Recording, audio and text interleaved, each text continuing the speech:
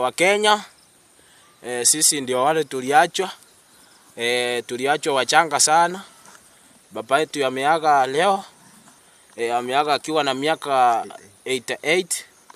Mimi ni wake kijana mdogo, niko na miaka 12. Kuna school fees alikuwa anatulipia, tungeomba wa Kenya mtuchangie kitu kadogo hapo hivyo tuone kama tutaendelea na shule.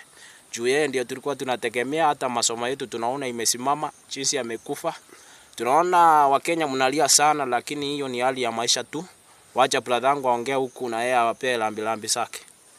Haki wa Kenya tunaomba tu usaidizi, haki wale hata nyumba ambayo alikuwa ametujengea hapa haijamaliza kupakwa rangi, hata mnaona dirisha bado haijafika.